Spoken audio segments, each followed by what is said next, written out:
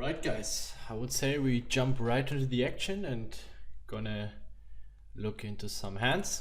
And we start with the very first hand here, ace queen suited. If we're gonna need some stats, I will explain them. But you should know how my heart looks like. VPIP, PFR, 3-bet in the second row. So I would say let's start here. And we have ace queen suited. Under the gun, open raises to 2.5x. Here there's no need in squeezing. Ace queen off would be a reasonable squeeze because our hand is somewhat strong and doesn't play that well multi-way. So I don't really mind a squeezing here with ace queen off, but ace queen suited plays pretty good multi-way. So on the right side you can see our cutoff versus under the gun flatting range. And here those light blue, this is only an option to flat if there, for example, if there's a big spot, a big target sitting behind. So usually we should flat something like this. And if we follow the instructor or the guideline I have been showing you earlier, and if we go back, we see that in position widen your calling range by around 1.3 times to 1.4 times the original range. So if we raise around if we call around 13% against, or we play by 3-betting and calling around 13% against under the gun, we should aim to widen our calling range to roughly 17%, or the hands we play. And if we add those hands here, ace-7 suited, queen-9, jack-9, 10-8, 9-7 suited, 8-6 suited, 7-6 suited, 6-5, 5-4, pocket fours, pocket threes, pocket deuce, we easily reach the 17% here. Can even call something like 7-5, 6-4 suited. And if there's one weaker opponent in the blinds, someone where it's likely that he might spew it off post flop or he's just pretty bad, then we can add those hands as well here.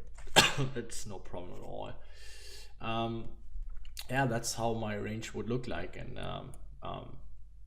again, there's no need in squeezing with a hand as strong as ace queen suited because it just plays pretty good multi-way. Hands I would bluff squeeze with are, for example, ace jack off, ace queen off, something like a low suited ace. Those are candidates. I mean, the thing is that we can pretty much call all of those hands, or king queen off is also a good hand. So those hands, like those offsuited strong Broadway hands that play pretty bad in a multi-way pot, but once we get called by our opponent, we still have a somewhat reasonable equity. So here we have ace jack off. Usually I would always flat call, but this opponent was very loose. As you can see, he's opening way too much from every single position, and I was not sure if he's a regular. And this is a play where I usually, if I would be 100% sure that this is a fish, I would always 3-bet here and isolate him and play in position.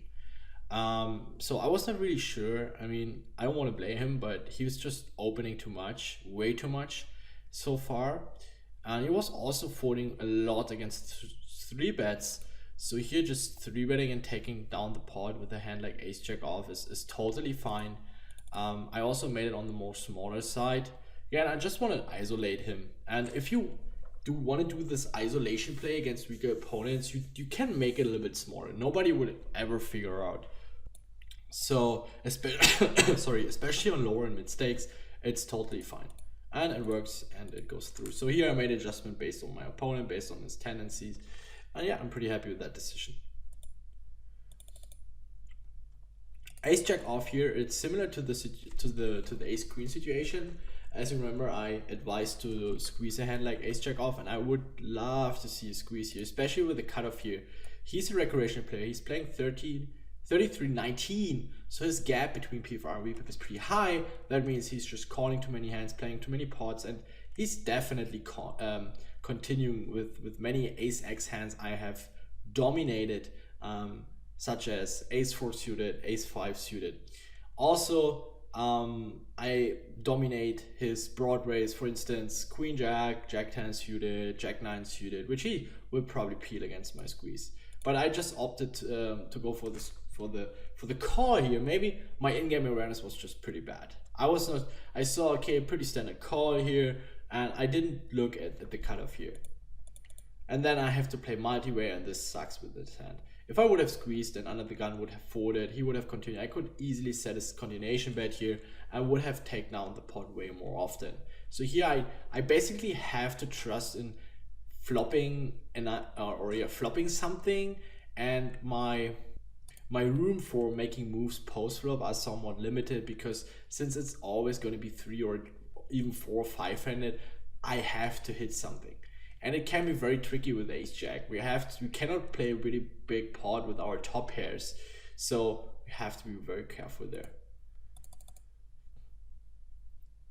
Ace jack off here. I really also again against a more looser aggressive regular who's opening 34%. Also my sample size, you see 60 situations and more than 400 hands, so this already speaks for him being quite on the looser side here. As a side note, and this is very, very important, so now take a pencil or whatever you need in order to write this down. There might be some issues caused by the variance. So let's say, as you can see, his gap between EP and MP only raising 60% from EP and raising 34% from MP. So especially when you have a smaller sample size on an opponent, that might be caused by the variance, because you need a somewhat reasonable high sample size in order to make a good conclusion about his specific positional open raise percentage. So let's say this guy is opening 34% from MP, but he's only opening 60% from EP, and he's only opening 25% from cutoff and 40% from the button. Then it's probably just due to the variance that this stat is falsified. But as you can see, here, all his other stats, cutoff, again EP, button is more on average. So that speaks that he is probably, especially from MP, cutoff, and then also button, more on the looser side, and that EP is maybe maybe he's just tight from EP. There are definitely some opponents who like to play many hands from EP, but they're more on the tighter side from MP in the later positions. So you have to keep an eye on that. But if there's an opponent who has a very, very anomalous stat from a certain position, but all the other stats are basically on average, or they speak against this stat, then it is likely that the stat is just falsified, caused by the variance, and you shouldn't trust in that stat, and you should go on and not consider that as a tendency, or not take it into account as a tendency. But here, again, this is somewhat like a standard bluff 3-bet in that position anyway for me. And again, we have to play post flop, but this is not part of this video here. Same again, ace jack off here. I would really like to see a 3-bet.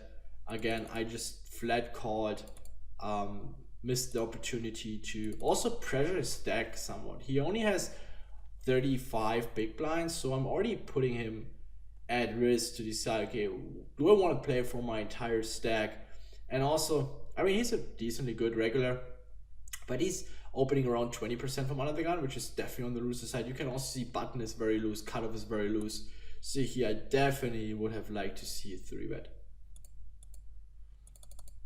Ace 10 off, also here, pretty good candidate for 3-bet. It's definitely on the looser side. I mean, a hand like ace jack off, I would also probably 3-bet here, but ace 10 off, I don't mind. Maybe I had some reads about him. Let's see.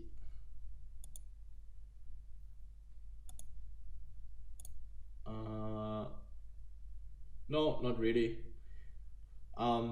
So you can definitely fold this hand. This is not a must 3-bet. I mean, we can 3-bet all those low suited aces, something like 10-9 suited, 9-8 suited, and then flat call the strong suited broadways and something like king queen off.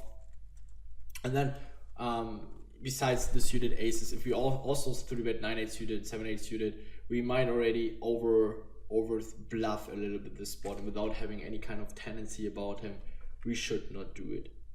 But I would either 3-bet or fold. I don't really like the flat call here. I like it more on the button because, especially with those ace queen off, ace 10 off, ace jack off kind of hands, you want to play heads up. And the earlier sit and you flat call those hands, the more likely it is that someone comes along and flat calls as well, right? So if that's why, if you remember, under the gun versus under the gun, or MP versus under the gun, we always 3-bet ace queen off. Ace queen off is way better 3-betting, taking down the pot right now, protecting our equity, or playing heads up. We don't want to play multi-way. So this is some kind of a very thin value 3-bet slash bluff 3-bet. And obviously, if we face a 4-bet, we always fold ace queen off. Ace queen suited though, we can easily call because it plays way better post flop.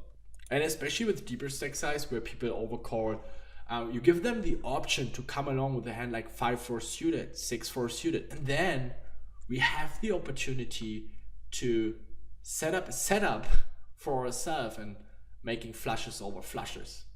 And this is pretty good. That's why you should also not flat call that many low pocket pairs in early and middle position, because especially with the deeper stack size, you're gonna be the victim that has to pay off the other guy if you run in a better set. So it goes through, he calls. I think we should make it a tiny bit bigger, but it's okay. And yeah, we flop the word and we just bet and take it down, and he folds. Ace-9 suited here. The thing is, do we want to flat call it? And here, as you can see, it's either rejam or fold. We're less than 20 big blinds. We cannot really flat call this hand. It's a bit too weak. It's not no flat calling range at all, so we just let it go. There are also not really like super weak players sitting behind. They have to be like super bad, because since our stack size is so short and the stack to pot ratio is so shallow, that I definitely want someone who's like really bad and is going to make a lot of mistakes. So an opponent who's playing something like 50-10 or 44-20 or 60-12, so a huge fish who's overcalling way too many hands. A6 off here. This is a hand we definitely have to call here, but I don't want to only talk about the hands. Sorry, we should sorry, the actual hand, A6. So let's say if that would be here our defending range. I mean, let's take out these hands because we're rejamming them. Let's assume against the min raise, this would be our defending range. Something like this. We're also rejamming those pairs here. Yeah, something like this looks pretty reasonable. We're getting a really good price here, and especially those connected hands, they're pretty good. And the thing is, this is why I told you earlier, you have to defend pretty wide from the big blind, also when someone is overcalling, because now you're getting even better odds. The thing is though, you have to be very careful with the offsuited high card hands, because the hijack here, he's calling king, queen, queen, jack, and all those hands. And if we start flatting hands like queen 5 off, we're gonna be in very tricky situations post flop. So hands like 7-6 off are way better because they're more live. Our straight outs are more live. If we hit something, we're not so often dominated, and they just have a better realization factor against their ranges. So we want to rather call those hands instead of a hand like king 5 off. So you want to have hands that can make straights, but not the total junk hands like 4-3 off. So this would be my defending range here against something like this. Against their maybe 5-4 off and 6-4 off as well against their race. But this is definitely on the looser side. But since this guy is already so short, we might let go of the weaker connected hands here. But this is the range we should call here and see a flop. So here we have ace 5 suited, and as you can see, we have around 20 bigs against the initial open raiser, we only have effectively 18 big blinds. And again, it's similar to the ace-9 suited hand. We just let it go. We are too shallow. This is also a more speculative hand. Either shove or fold here. We cannot really 3-bet fold. But this is too loose to rejam against under the gun, so we just fold it. And we can also not really call or 3-bet. So in general, if you have less than 20-25 big blinds, you want to play reshove or fold. There are situations where you can 3-bet fold with the shortest stack size, but this will be part of another video where we talk about more how to play with the shortest stack size. Ace-3 suited here, and this is a situation where we have two options, either flat call or 3-bet. And I don't mind both options. I don't mind a 3-bet. I don't mind a flat call. But since we are so deep with all those players behind, it speaks for a flat call. But this guy opens quite a lot, as you can see here, EP27, MP30. So I would rather see a 3-bet here against this opponent. But I missed it, and yeah, made a slight mistake here, and yeah, on this flop we not gonna continue. Okay, this is a very special situation here. This is like we're playing more than 300 big blinds deep, and now, as you remember, our big blind versus small blind 3-betting range consists of many 6-5 suited, 6-4 suited, 7-5 suited, 8-4 suited. But here, I mean, you can apply the same strategy for sure, but especially on higher stakes, you want to mix things up. You want to also have some suited hands in your range, like ace-2 suited. So the deeper you play, the more nutted hands you want to have, and nut flushes are very, very strong in yeah, very big pots, like playing 300 bigs. And I mean, if he 4-bets, depending on the sizing, we can peel a 4-bet, but if he makes it big, we just let go.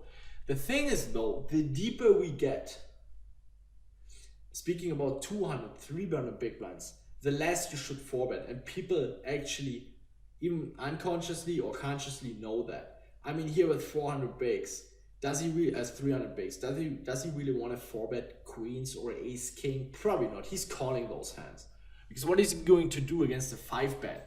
So he wants to keep the pot a little bit smaller. I mean, he probably doesn't mind play a bigger pot with pocket queens, but he doesn't want to play a 5, 6, or 7 bet pot. So here, being so deep, the optimal strategy should just calling the entire range. I mean, what do you do? Like, you're 4-betting aces and here and there kings, and how do you want to mix it up with bluffs? It's not really possible. So if you play against a somewhat competent opponent and you're playing very, very deep, the best strategy is not having a 4-bet range at all here. So deep, playing 300 big blinds deep. And also, if you remember, this guy is pretty loose anyway, and against such a loose opponent, I 3-bet a ton, even a hand like ace-2 suited, because just 3-betting, taking down the pot right away is so good. Has such a high EV. Oh yeah, and he folded and we took it down.